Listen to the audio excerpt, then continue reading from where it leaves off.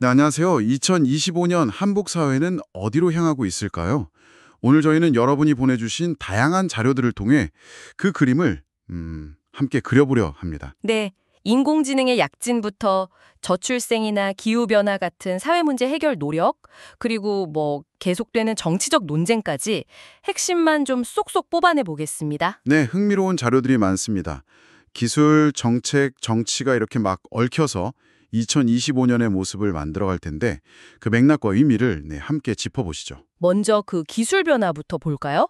AI 역할이 정말 커지는 것 같아요. 네, 그렇죠. 한 자료를 보니까 특히 공급망 관리에서 AI가 핵심이 될 거라고 하네요. 예를 들어 6개월에서 12개월 뒤 출고량, 주문량 이런 걸 AI가 예측하고요. 네, 예측 정확도가 높아지는 거죠. 그리고 복잡한 재고 관리 업무를 글쎄요, 단 5분 만에 처리한다? 5분 만에요? 이건 정말 큰 변화 아닌가요? 그렇죠. 단순 예측을 넘어서 이제 운영의 어떤 중심으로 들어서는 모습입니다. 기술이 이렇게 막 앞서가니까 법이나 제도도 좀 발맞춰야 하잖아요. 아, 맞아요. 그게 중요하죠. 그래서 다른 자료에서는 AI 시대의 저작권법 개편 논의를 다루고 있더라고요. 아, 저작권법? 네.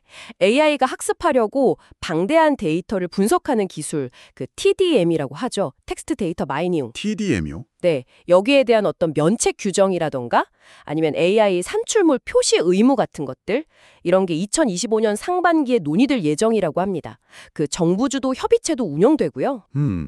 결국 혁신과 창작자 권리 사이에서 균형점을 잘 찾아야 하는 그런 중요한 과정이 될 것 같습니다. 그 균형 잡기가 근데 쉽지는 않겠네요.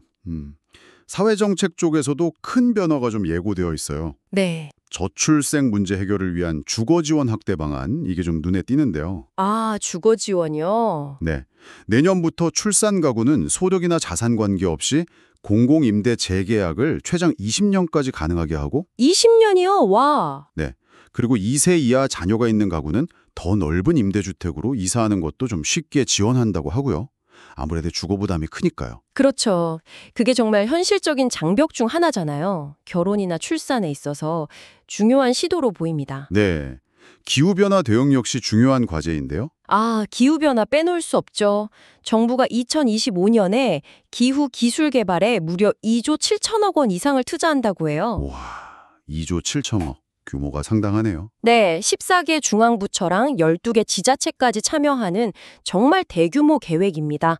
기후 위기를 기술 혁신으로 좀 돌파하려는 의지가 강하게 보이고요. 동시에 관련 산업에 미칠 파급 효과도 좀 주목해 볼 만한 것 같습니다. 이렇게 미래를 향한 움직임도 있지만 현재의 정치적, 법적 상황은 여전히 좀 복잡합니다.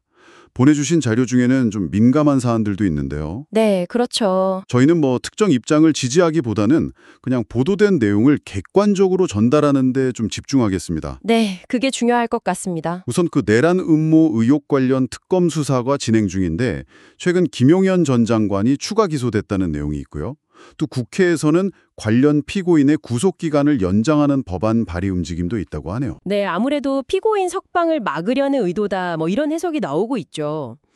또 다른 논란은 그 김건희 여사의 도이치모타스 주가 조작 의혹 수사 관련인데요. 아, 그 문제도 계속되는군요. 네, 이게 대통령 부인의 주가 조작 연루 여부가 핵심인데 최근에 새로운 통화 녹음 파일의 존재가 알려지면서 좀 논란이 되고 있어요. 녹음 파일이요? 네. 검찰이 이걸 언제 확보했고 왜 하필 지금 시점에 공개했느냐 이걸 두고 자료들마다 해석이 좀 분분합니다. 특검을 앞두고 있어서 혹시 과거 수사에 미진함을 덮으려는 거 아니냐 이런 시각도 있고 아니면 새로운 증거를 제시한 거다 이런 시각도 있고요. 이게 결국 수사 자체의 신뢰성에 대한 질문으로 이어질 수 있는 부분이라 좀 지켜봐야 할 것 같습니다. 이런 논란은 아무래도 좀 불신을 키울 수 있겠네요. 정권 교체 과정에서의 혼란을 지적한 자료도 있었죠. 아, 네, 맞아요. 윤건영 의원 인터뷰 내용이었는데 인수위 없이 출범하면서 공식적인 업무 인수인계가 좀 부족했고 대통령실 비품이나 데이터 삭제, 홈페이지 폐쇄 같은 문제들이 있었다는 지적. 심지어 청와대 복귀 계획이랑 지하벙커 복구의 어려움까지 언급됐더라고요. 네, 맞습니다. 이런 구체적인 사건들 외에도 뭐 여러 자료들에서 법사위원장 인선 문제라던가 아니면 초기 정책들 있잖아요. 전국민 지원금이나 대북방송 중단 같은 거. 네네. 이런 것들에 대한 찬반 논쟁 같은 다양한 정치적 쟁점들이 계속 다뤄지고 있습니다. 이걸 보면 2025년에도 이런 정치적 긴장 관계는 뭐 계속될 가능성이 높아 보입니다. 자, 여러분, 이 모든 정보들을 좀 종합해보면 어떤 그림이 그려질까요?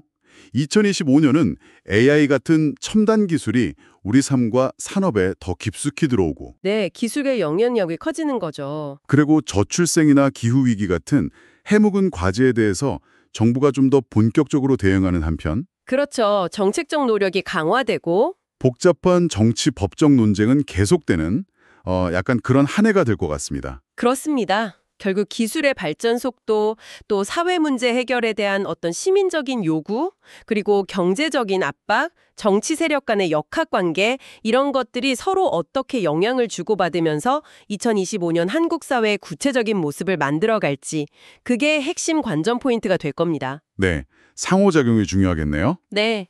그리고 어쩌면 이 요소들이 저희가 예상치 못한 방식으로 막 충돌하거나 융합하면서 여러분께 완전히 새로운 기회나 혹은 또 다른 도전 과제를 안겨줄 수도 있겠죠.